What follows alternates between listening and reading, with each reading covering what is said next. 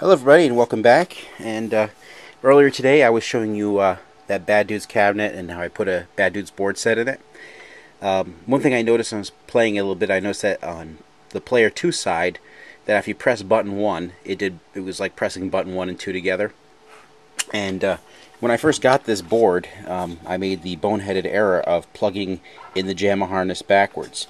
And it was really easy to do on this board because on a Jamma Harness it says component side or solder side, and on this Deco board, a lot of them have these, Data East Corporation, they have components on both sides. And if you're not paying attention, you will plug it in backwards. And the cabinet I plugged it into was not keyed on the Jamma Harness. You see that little notch that's cut out there? So I plugged it in, excited, I got a new board, and well, it only took me about half a second to realize I had plugged it in backwards.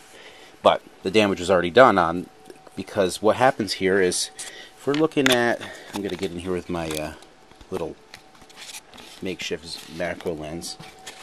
Okay, so here, that's player 1 and player 2 buttons on the Jamma Harness.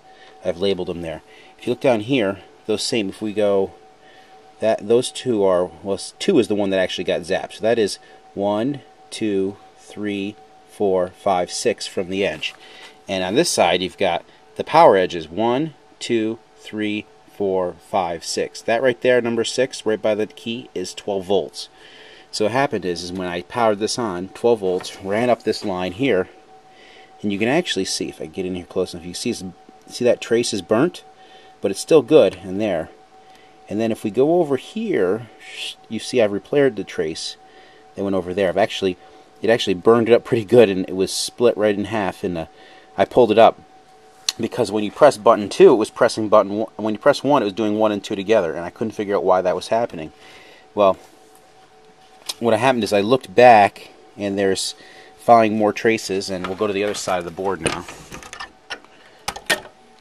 There's these resistor capacitor arrays, I think they're called, and this one right here, I don't know a lot how they work here, but you can see right there we have button 1, button 2 both come into this on these pins below, and you see that burnt mark I've pointed out with the arrow. That's where this thing's burnt up from that 12 volt coming in. And I'm assuming that once I replace this part, that this will fix the problem I'm having on this board. Not 100% sure on that, but I mean, it's most likely the problem there. So I found a place that sells them. They're in Europe though, so England specifically, and I don't know. I guess I'll order it tonight. See how long it takes me to get it. I just hate ordering something from so far away. Well, there you go, guys.